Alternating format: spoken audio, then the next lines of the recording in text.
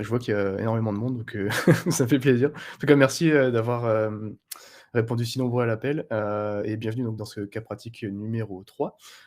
Donc voilà, je vais prendre la suite, de Anna, et pour ceux qui ne me connaissent pas, puisque j'imagine qu'il y a des petits nouveaux dans le chat, donc je m'appelle Thomas, je suis chef de projet, chez Cumulus et donc je m'occupe des questions de conception pédagogique adaptées à notre plateforme et également des bonnes pratiques d'intégration, et d'utilisation de notre outil, donc que ce soit au travers d'ateliers avec, nos clients, et nos partenaires ou à travers, des formations.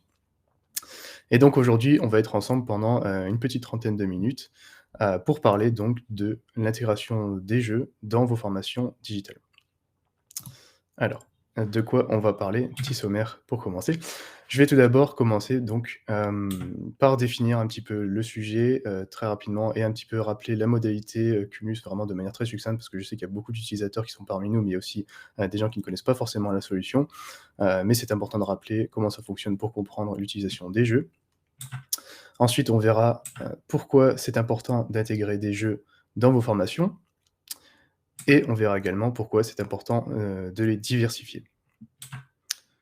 Ensuite, dans la partie 3, donc comme c'est un cas pratique, pardon, on verra, comment les intégrer ou comment les utiliser plutôt, à travers 3 exemples, donc 3 use cases, que j'ai sélectionnés donc pour vous montrer l'utilisation de ces jeux de manière concrète, sur un premier use case, donc plutôt orienté éducation, un second sur une formation sécurité et un troisième donc sur, du retail.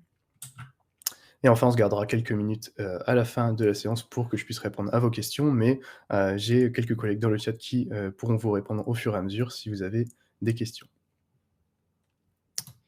Donc on va commencer alors. Quand on parle d'intégrer, des jeux et quand on parle de jeux en général, donc dans le monde du digital learning, de quoi parle-t-on exactement?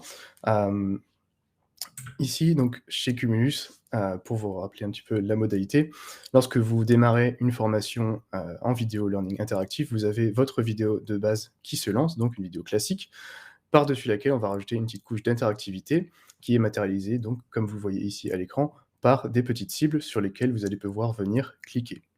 Quand vous cliquez donc sur cette cible, vous avez, toute une panoplie, d'interactivités qui peuvent être proposées à l'apprenant. Ici, donc, comme vous voyez, elles sont divisées en 3 familles, les activités plus pédagogiques, donc les jeux. Thomas, Ouais. excuse-moi, juste, ça ne partage pas, on ne Ah voit pardon, pas. Voilà. merci. Hop, désolé. Tac.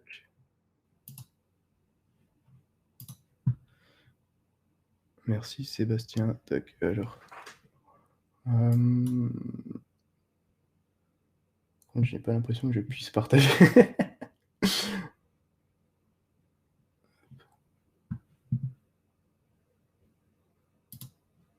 J'étais sur une si belle lancée, c'est dommage.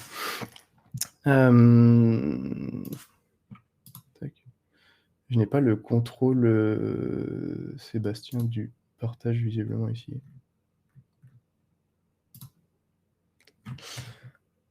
Effectivement. Si tu peux te remettre en shadow, merci. Moi, je me déconnecte. Ouais. Hem, oui, le webinaire est enregistré. Alors, tac, je vais repartager. Oui, effectivement, d'accord, c'est bon. Est-ce que vous voyez mon écran maintenant?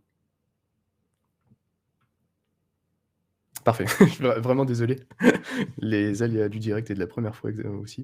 Donc merci pour avoir fait la remarque. Donc je vais reprendre très rapidement. Donc, de quoi est-ce qu'on parle, en termes d'interactivité et de jeu donc dans Cumulus? Comme je vous le disais ici donc, lorsque vous lancez votre formation, en vidéo interactive, donc vous avez votre vidéo de base, une vidéo classique, hein, par-dessus laquelle on, va rajouter une couche d'interactivité donc matérialisée par cette petite cible, comme je le disais. Quand on vient cliquer sur cette cible donc, j'ai accès, je peux proposer en tout cas à mes apprenants, heu, voilà, toutes sortes d'activités différentes, divisées en 3 catégories donc les activités pédagogiques, donc sur soi on va se focus aujourd'hui. Du contenu enrichi, donc là ça va être des images, des liens, des fichiers à télécharger par exemple. mais également des applications partenaires, donc des visionneuses PDF, Microsoft, etc. Comme je le disais, aujourd'hui, on va se focus particulièrement sur ces activités. Et en fait, une des raisons qui nous a poussé à vous proposer ce sujet en tant que webinaire, en fait, c'est qu'on s'est aperçu que sur la plateforme, énormément d'utilisateurs, voilà, se contentent en fait, d'utiliser seulement des quiz ou des vrais ou faux. Donc on redétaillera ça un petit peu par la suite, mais aujourd'hui, on va vraiment essayer de bannir ces 2 activités, et de se concentrer vraiment sur les jeux et la diversification de vos activités. Alors, pourquoi c'est important, en premier lieu donc, de d'intégrer des jeux dans vos formations. On se rend compte, voilà, depuis quelques années quand même, de l'importance de la modalité en pédagogie et j'entends par là, la gamification. On parle de plus en plus de gamification, de l'apport du jeu dans la pédagogie. Vous avez sans doute, vous, dans votre entourage ou même vous-même, vous jouez à des jeux qui sont plus orientés, éducatifs ou pédagogiques, que ce soit sur, smartphone, tablette, des consoles portables, et cetera. Hem à titre d'exemple personnel, moi, quand j'étais étudiant, j'utilisais énormément ce système, de flashcards. Donc très rapidement, le système de flashcards, en fait, c'est, un paquet de cartes dans lesquelles vous avez au verso, et au recto, donc soit, une définition, soit une notion et l'objectif, c'est quand vous allez tirer une carte, c'est de pouvoir trouver, la définition ou, la notion peu importe dans le sens dans lequel vous la tirez, donc pour pouvoir mémoriser une quantité d'informations, très importante en assez peu de temps et donc ce format-là, à la base, c'était, du physique, donc on utilisait vraiment des cartes, physiques, mais l'apport de la technologie là-dedans a permis donc sur certaines applications de pouvoir, ressortir ces cartes, sur une temporalité, adaptée au taux de réussite de l'apprenant. Donc typiquement, si j'ai à chaque fois 100 sur la carte de la date de la Révolution française, on va me la proposer moins souvent et parce que, l'application a compris que j'avais retenu cette carte. À l'inverse, si j'ai un taux d'échec assez élevé, on me la va proposer tous les jours.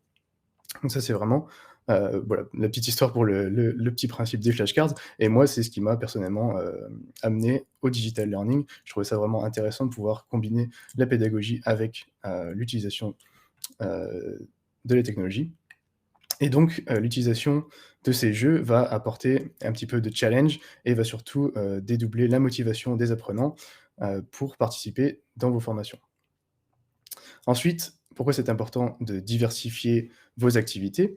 On l'a évoqué un petit peu tout à l'heure, donc on a énormément de personnes qui, quand elles créent des parcours, ont le réflexe d'utiliser des QCM ou des vrais ou faux, qui sont des activités plus classiques et sur lesquelles on a beaucoup plus de repères. C'est des activités qui sont en soi, assez puissantes et très efficaces pour tester. On peut également, voilà, en fonction, de la tournure, adapter un petit peu le niveau de difficulté.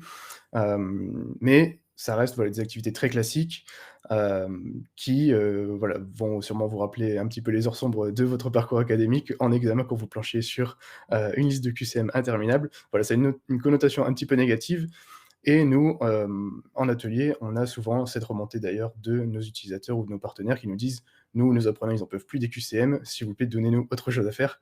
Donc c'est pourquoi on a décidé de faire ce webinaire aujourd'hui. Et enfin, diversifier vos activités, donc utiliser à chaque fois quelque chose de différent. Ça va, raviver un petit peu l'intérêt de votre cerveau et dédoubler, l'engagement puisque le cerveau aime la nouveauté, la diversité, il aime faire des choses un petit peu, différentes. Donc voilà, ça c'est, pour poser un petit peu le pourquoi de ce webinaire, très rapidement et donc comme je vous le disais, on va, voir ensemble maintenant quelques exemples, concrets donc. J'ai créé un module dans Cumulus avec 3 chapitres donc qui concernent l'éducation, la sécurité et le retail, donc formation plutôt point de vente et je vais vous montrer donc ensemble comment ça peut se matérialiser. Donc encore une fois, aujourd'hui, il ne sera pas question, de conception ni, de scénarisation ou de création de contenu. Donc les images que vous voyez là, les vidéos, viennent directement, de banques d'images. Donc c'est vraiment plus pour illustrer. On va vraiment, nous, aujourd'hui, se concentrer sur la couche interactive et en particulier, les jeux.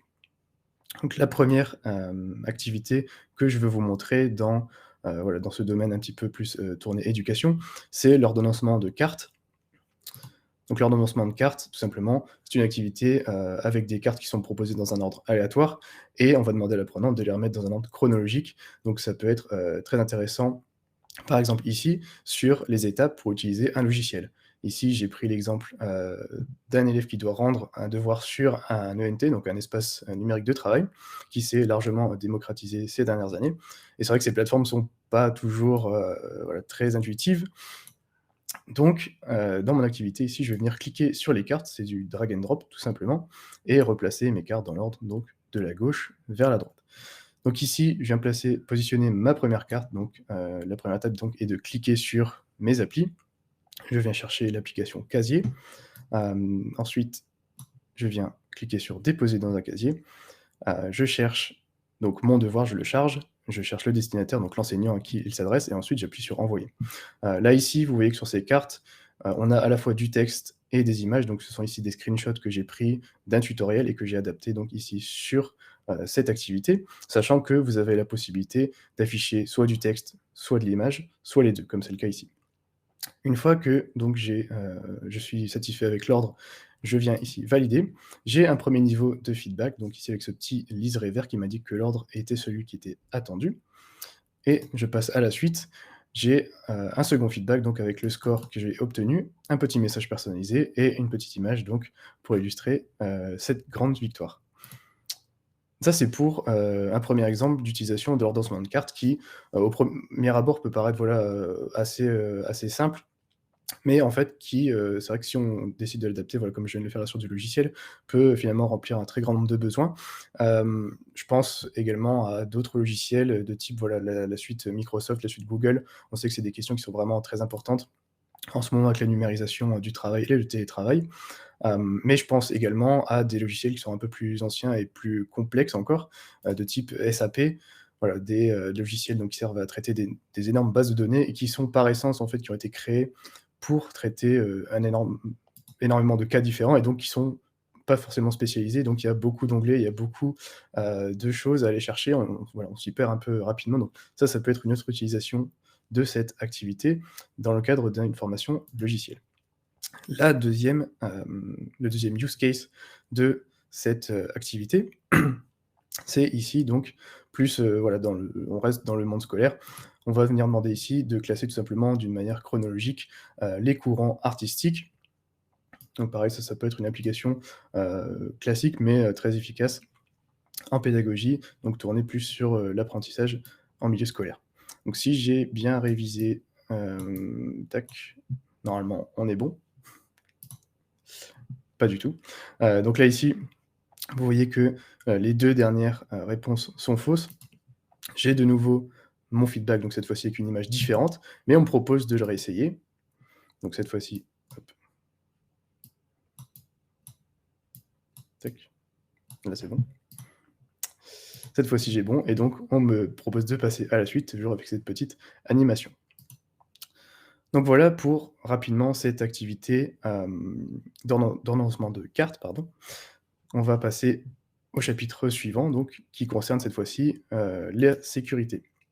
Donc ça aussi, c'est quelque chose sur lequel on est, de plus en plus, sollicité, de plus en plus attendu. On sait l'importance de former, des collaborateurs, des salariés, des intérimaires qui sont en mission aussi dans, le monde industriel et justement, je vais vous montrer, 2 exemples ici d'activités qui peuvent, tout à fait s'adapter à cette problématique. Donc la première qui s'appelle «Trouver dans l'image». Ici, on va, venir tester l'apprenant sur le port des EPI, donc les équipements de protection individuelle. Le principe est très simple, on propose une image à l'apprenant et il va devoir venir cliquer donc ici sur l'image pour identifier les éléments qu'on lui demande de retrouver. Ici, on me demande d'identifier les EPI de catégorie 2 en venant cliquer sur l'image. Donc cette fois-ci, je vais cliquer sur les lunettes et sur le casque et tout de suite, j'ai un feedback, visuel. Donc, les petites pins passent en vert pour m'indiquer que c'était la bonne réponse. Si j'avais eu la mauvaise réponse, on aurait, donc indiqué en rouge, on m'aurait aussi indiqué les réponses qui auraient dû être trouvées. Encore une fois, j'ai un encart avec un petit feedback. Vous voyez, comme je vous le disais, donc on peut personnaliser. Ici, j'ai modifié donc cette image. Ça, c'est pour très rapidement l'activité, trouver dans l'image. On peut aussi, imaginer, encore une fois dans le cadre d'une formation sur la sécurité, un plan d'un site industriel où on va demander à l'apprenant de venir pointer sur la carte, donc par exemple l'entrée du poste de garde, le parking et cetera pour les rassemblements en cas d'alerte incendie, par exemple. Mais pour, rejoindre notre thématique tout à l'heure de l'éducation, ça pourrait être tout simplement une carte, voilà, en géographie, on demande à un apprenant de venir, mettre quelques pins sur une carte, par exemple des USA, pour identifier, le Texas, New York, et cetera. La, seconde activité, toujours donc dans le cadre, des formations sécurité, que je trouve assez intéressante, c'est l'activité classer l'image. Donc ici, le principe est très simple, on vient cette fois-ci proposer à l'apprenant donc une image qui est ici donc un baril avec un étiquetage, et un pictogramme qui indique qu'on a un produit dangereux ici. On va demander donc à l'apprenant d'identifier ce symbole et de venir, donc le classer dans les propositions qui sont ici, sachant qu'ici j'en ai proposé 3 pardon, mais on peut également aller jusqu'à 4. Donc on me demande tout simplement ici que contient ce baril. Je viens cliquer ici sur donc produit inflammable. C'est la bonne réponse et donc je peux passer à la suite. Voilà très rapidement donc pour, ces 2 exemples dans le domaine de la sécurité. Encore une fois, on a une certaine adaptabilité sur, l'ensemble des jeux, et des activités qui sont proposées chez Cumulus. Vous pouvez vraiment, vous amuser en fonction de la situation et de votre objectif à adapter certains jeux et à remplir donc les objectifs de votre formation. On va passer au chapitre 3. Je vois que le temps défile un petit peu.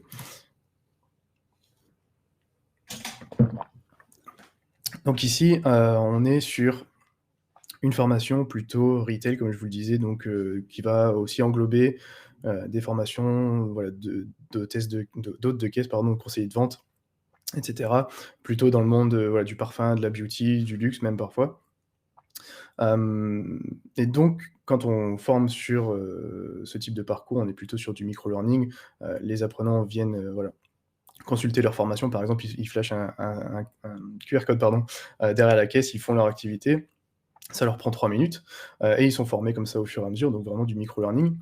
Et ce qui est intéressant, en tout cas ce qui peut être vraiment, sympathique dans ce type de formation, c'est de venir proposer l'activité que je vais vous montrer maintenant, qui là sera, moins une activité, moins un jeu en tout cas de test pur et dur, mais plus, voilà, un côté un peu plus sympathique, un peu plus récompense, pardon, pour voilà, dynamiser un petit peu la formation, rendre le tout un petit peu plus sympathique.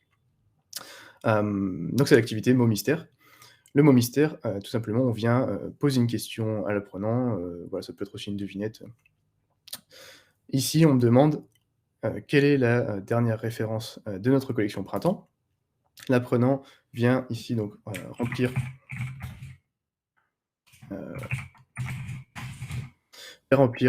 une première question, une première proposition, pardon.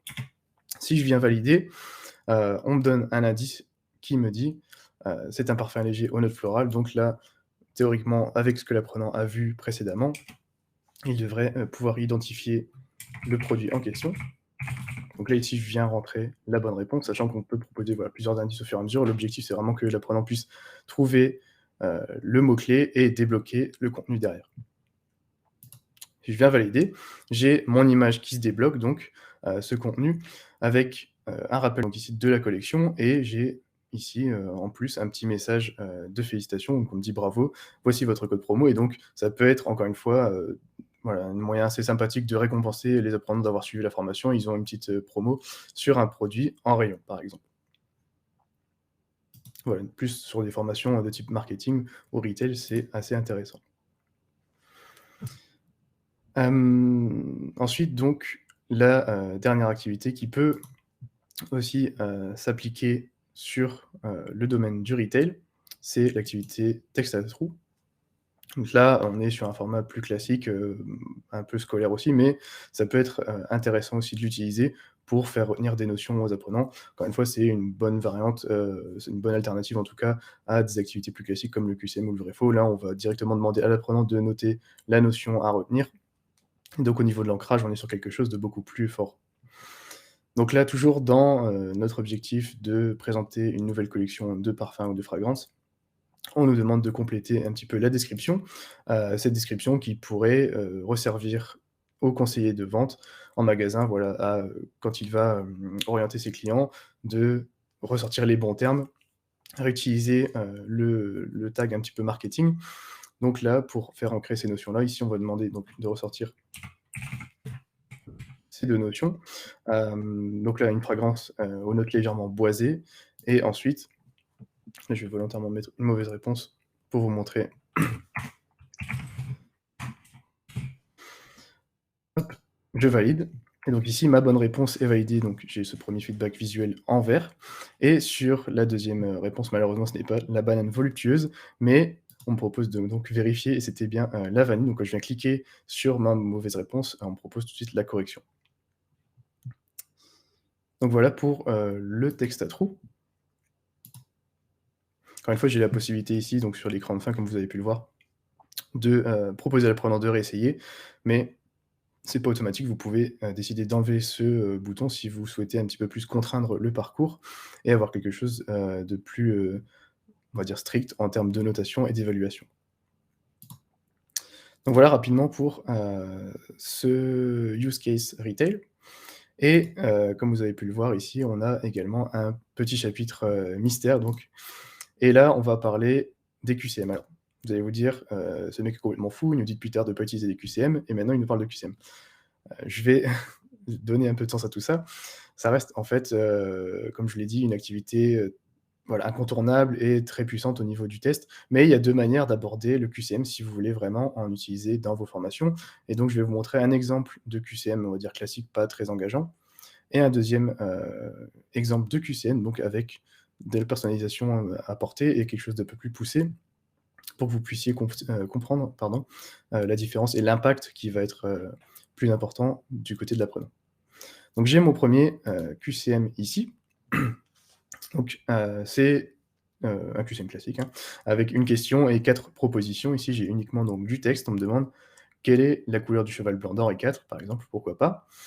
Si je viens ici cliquer sur la proposition, 3 donc qui me la réponse blanc et que je viens valider, ici j'ai mon, feedback visuel, donc ce premier feedback. On me dit que la couleur blanc n'était pas la bonne réponse et qu'on attendait la réponse gris, mais ça s'arrête là, on ne sait pas pourquoi et voilà, l'apprenant peut rester un peu sur sa faim, on aimerait avoir une explication, par exemple.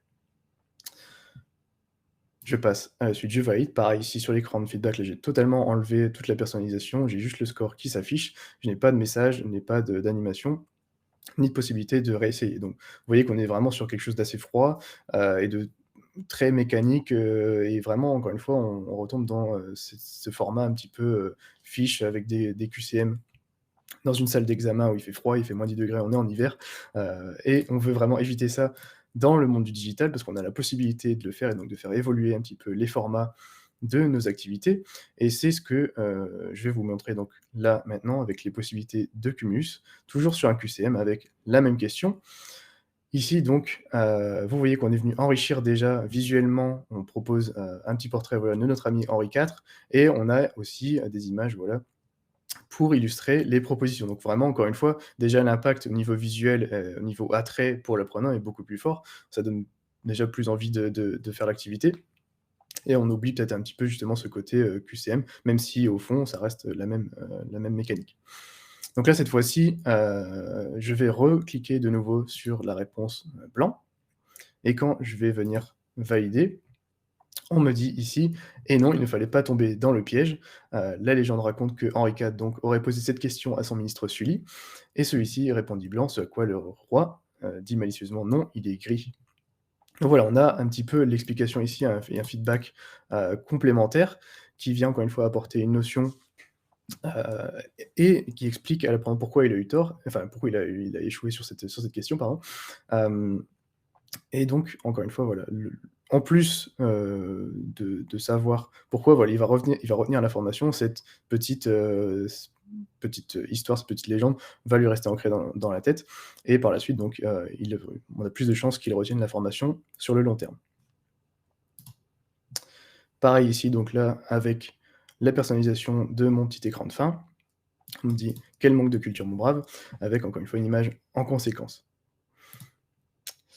Voilà donc, rapidement pour l'utilisation des QCM dans Cumulus et comment pousser la personnalisation de vos QCM si encore une fois vous ne pouvez pas passer à côté pour des questions, d'évaluation, voilà, si vous avez des réglementations à respecter.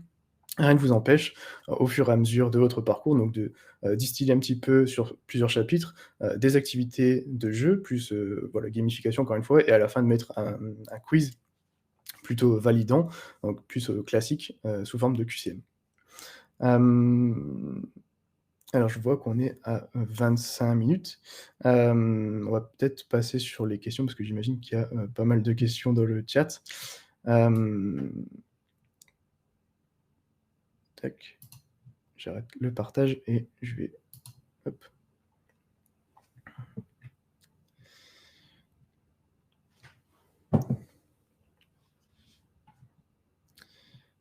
Alors, tac.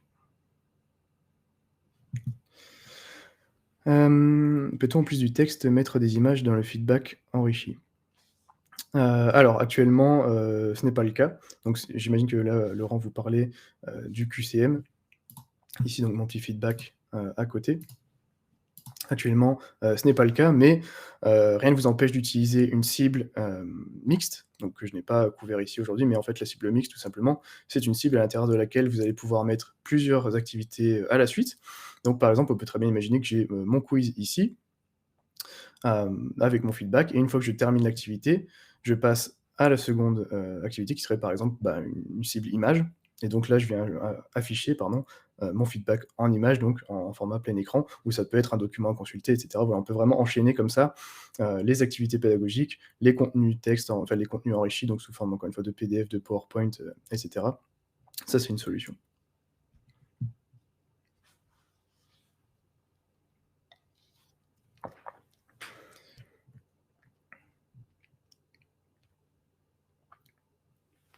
Est-il possible d'ajouter une synthèse, vocale du feedback pour faciliter la lecture pour les élèves en difficulté? Nous demande Ambre. Alors, à l'intérieur de, l'activité actuellement, on n'a pas cette possibilité, mais on a, dans Cumulus une fonctionnalité donc qui s'appelle, l'incrustation audio et là donc dans votre parcours, vous allez pouvoir venir vous enregistrer et donc passer un message vocal effectivement si vous avez des apprenants qui ont des difficultés, pour, la lecture ou, de vision. Par exemple, donc ça peut être un bon moyen de venir ajouter de l'information à la suite de votre quiz. Vous mettez votre activité et ensuite donc une petite incrustation audio avec l'explication et de cette manière donc vous pouvez, surmonter ce petit problème.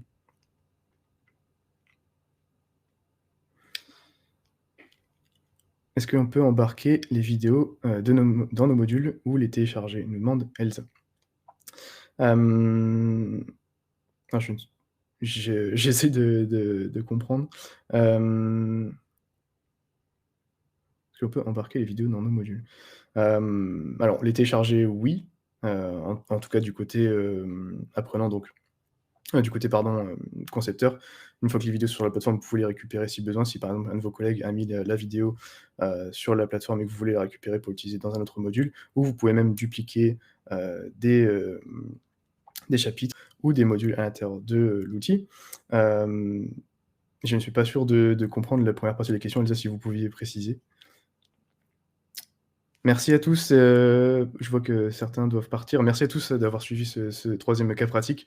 Je vous dis à très bientôt donc et effectivement, pour répondre encore une fois, il y aura un replay donc qui sera disponible sur YouTube dans quelques jours. Merci à tous.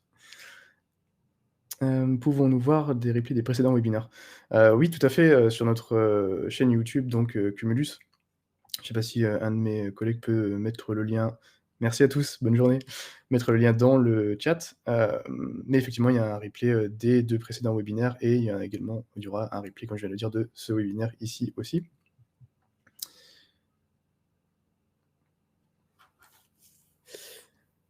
Les flashcards sont-elles dans votre roadmap d'activité? Alors actuellement non, mais effectivement, ça pourrait être, très intéressant comme mécanique donc ça faut savoir que chez Cumulus, l'équipe est, très à l'écoute des, demandes ou des suggestions de nos utilisateurs et donc voilà, dès qu'on a des demandes qui sont très pertinentes, on n'hésite pas à la rajouter, dans la roadmap, voilà, et à développer des nouvelles fonctionnalités. D'ailleurs, il y a certaines des fonctionnalités des activités que je vous ai présentées qui étaient des demandes, utilisateurs à la base.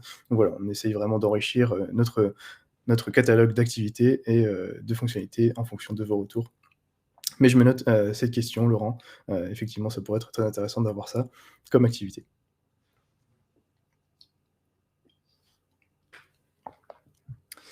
Comment les apprenants accèdent aux vidéos? Est-ce que je peux l'intégrer directement, dans un module sur le LMS?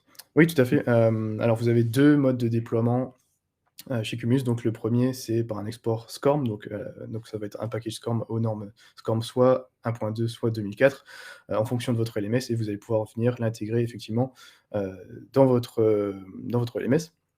Et le deuxième mode de déploiement, c'est là, comme je viens de vous le présenter aujourd'hui, sous forme de lien de publication.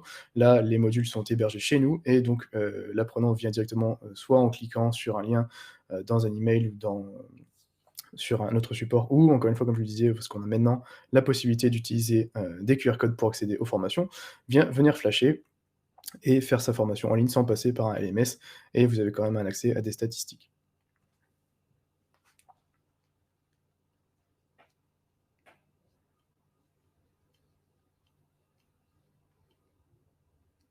Y a-t-il la possibilité d'intégrer ou animer des vidéos VR? Nous demande Walid. Alors actuellement, non. On a en revanche, la possibilité dans Cumulus d'intégrer des vidéos et des images en 360°. Donc si vous voulez que l'apprenant se trouve, dans une scène et qu'il puisse, voilà, avec sa souris, avec son doigt sur son téléphone, visualiser une scène donc en 360°. On a, également quelque chose en rapport avec le 360° qui est dans les cartons, je vous en dis pas plus, mais voilà, qui va être, je pense qui va plaire à beaucoup de monde, et ça pourrait être l'occasion de refaire un webinaire là-dessus, mais question intéressante.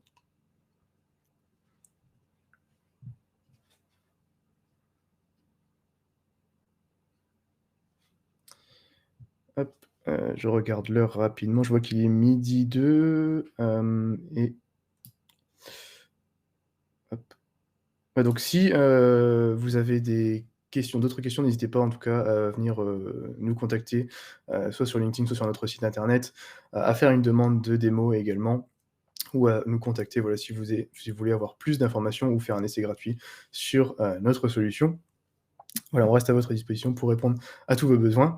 Merci à tous, d'avoir suivi donc ce cas pratique numéro 3, et je vous retrouve, avec plaisir donc lors du cas pratique numéro 4. On vous fera choisir encore une fois le sujet sur LinkedIn. Voilà, vous aurez le choix entre plusieurs sujets, et donc j'essaierai d'éclairer un petit peu vos lanternes, sur l'utilisation, de notre plateforme dans le digital learning. Merci à tous. Voilà, j'en profite pour regarder un petit peu dans le chat. Je vous remercie une nouvelle fois. Je vous dis à très bientôt. Très belle journée. Au revoir.